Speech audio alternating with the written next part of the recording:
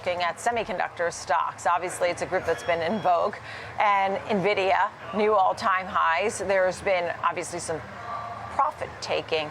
And the question was whether or not the AI frenzy would return after great numbers from Nvidia, and it did run up, but then pulled back. What's going on here? Logan Gilland's with us, analyst at Jewel Financial, and Kim Forrest, founder, chief investment officer at Boca Capital Partners. Thank you both for being with us. Logan, I'll start with you. I mean, when you look at what's going on with a name like Nvidia and the rest of the group, I know a lot of these names could be frothy, but is the semiconductor space attractive? Well, I think it's definitely attractive. I think semiconductors are the future. They're going to become even more part of our lives than they already are. Nvidia is classic kind of sell the news that's happened over the last few weeks. The stock has obviously run up with price targets. It's $700, $800 for the share. So there's definitely growth that's going to happen there, but the stock has just run up too much too quickly. I think the market needs to digest it.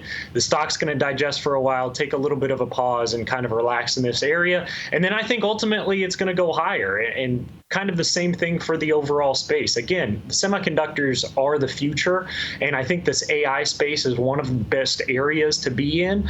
Nvidia is obviously taking full advantage of that opportunity, and I think their earnings report was almost perfect. It was great, but the market just needs to take some time to let it relax and kind of eventually get to the point where it can go higher.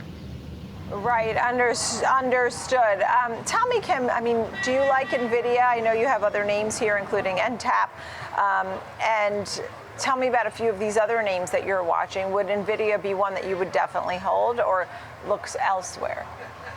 Well, if I held Nvidia, and I do not, I would certainly hold it because Logan is correct that semiconductors are the future, and they're the future in many different areas. Not only is it for AI, but Nvidia also addresses gaming, which is going through a cycle of people buying gaming, not just PCs, but also the consoles.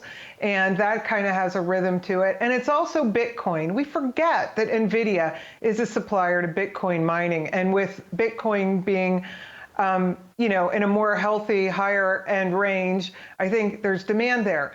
But look, there are many, many uses for AI. And the AI that Nvidia addresses is on a server figuring out things, right? But there's a lot of other areas in the ecosystem that semiconductors address. And you can look in many places, including, and this is my favorite, storage, for areas to play if you want to play into AI. So we like Micron because they create NAND devices, which allow a lot of storage of data, and AI eats data. I mean, just unbelievable amounts of data are needed for AI. And we also like NetApp because it is a data provider as well. And, as we expand out here, On Semi is a name, Logan, you had on the list here, and NXPI. Tell me about some of those names. Yes, those two names are expanding again. I mean, we're not just talking about AI, but semiconductors are in almost everything, especially when we talk about the electric vehicle space with On Semiconductor. They produce silicon carbide chips that are specially used in electric vehicles because of the temperature that they can withstand. We like On. It's got a great balance sheet, about 0.5 debt to equity. They have about $2.6 billion in cash. They're trading at a forward multiple of about 15. So we think there's going to be a lot of growth there, and we're going to see that more growth, and the stock is cheap ultimately right now. NXPI, in a similar space, they're in the automated vehicle space, and they produce chips for that. That company has about $4 billion in cash. They also are trading about 13 forward PE. So we think there's a lot of opportunity in some different areas of semiconductors. I think with this full digest in the entire sector, you have to find the spaces that you want to get in and then ride this next wave of semiconductors. You talked about the software developer, Synopsys. When you look at that one, for example, Kim, that was a name that you were looking at as well, quickly. Sure, and we do hold this one.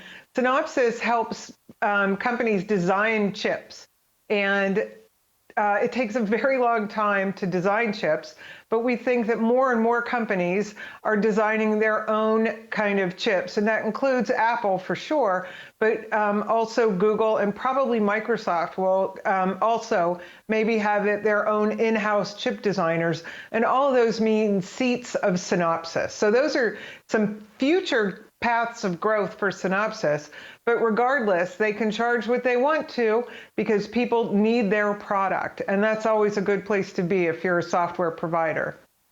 All right. Well, thank you both for being here. We've had an incredible week. I mean, Nvidia and the Fed being highlights, but it's looking, at least right now, the S&P and NASDAQ have up arrows for the week, so we will see if we can snap the recent sell-off. Logan Gilland, Kim Forrest, thank you both for being with me, and thank you, friends.